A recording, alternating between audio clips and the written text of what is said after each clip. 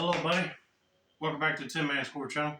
I'm your host, Jeffrey Tinman Taylor, and today I thought I'd get on here and tell you guys another dream that I had. This one's kind of a weird one because I would never thought of me working in this place, a scrap metal yard. So let me set this up for you. Mom found out they had a job offering for her to do like the office work of the yard, but they needed some extra help with like picking up all the scrap metal and putting them to different places or loading them up in trucks to take them somewhere. So Mom asked me since she was going to work there as like the office manager, maybe I should go with her to help out, but me and her could go to lunch together.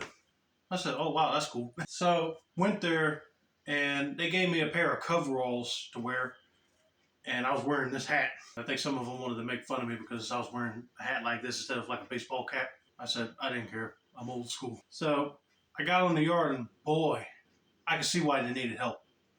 They had 6 shipping containers full of stuff, and I had to help unload what was in there. Some of it was metal to be melted down for scrap purposes, and the other stuff was like stuff to throw away, like people's clothes and old toys. I said, hey, some of this stuff is still good. We could just take it and donate it. I asked the boss that. He said, yeah, we could do that. Be a huge tax write-off. I said, there you go. Me and another female worker went with me to take that stuff off and donate, but when we came back, the guys were already starting to work on cutting the shipping containers up because they were old, rusty, and were no longer needed to ship goods from different countries. So I helped the guys take a plasma cutter and just started cutting it up into pieces just so we can like scrap them. And then all that was cleared out of the way, and I noticed there's a bunch of old cars that needed to be chopped up and like they were beyond repair. They were just rust buckets. So hate to do it. They're classic cars. They look like something from the 40s. Like one of them was a Studebaker and the other one was a Lincoln Zephyr. So we had to go get the crane, pick them up, put them in the machine that will crush it into one solid cube. I didn't have enough money to save them and fix them, so they were just going away. And plus the boss said how much I scrapped and sell, it will lean towards my paycheck. So I won't emotionally attach them. Somebody brought in 2 old military tanks.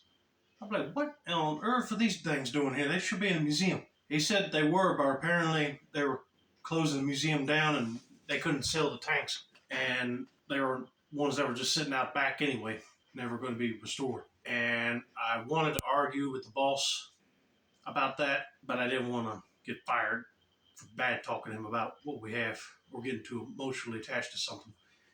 So I said, all right. Me and a bunch of other guys took those big wrenches and heavy-duty crowbars and started taking the tank treads off. And them tanks were made out of thick, bulletproof metal. So you really had to have something that would really cut through that. And luckily, the guys had a plasma cutter that would cut through that thick metal.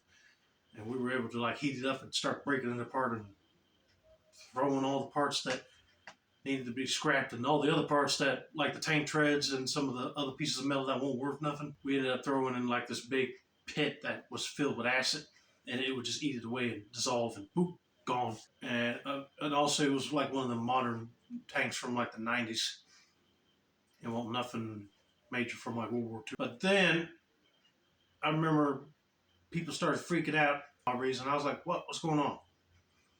People started rioting the scrapyard, and we had to pick up some heavy tools to scare them away, because apparently they caught wind that we were tearing up a tank and also a bunch of old cars.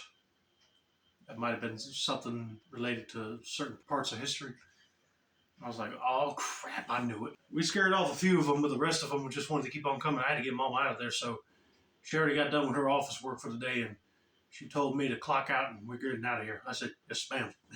I heard from one of the other employees the next day that they were glad that we left because the boss showed up with the police. He was furious, but he got that we had to run for our lives before they attacked us. But he made a rule now, so if something came to our yard that has history ties to it, try to save it or let people come in, look at it, and see if they can pay us to ship it to wherever they wanted to get restored at, basically. I said, now that's going to like it. And I remember that following morning, just doing my job, and another car came in.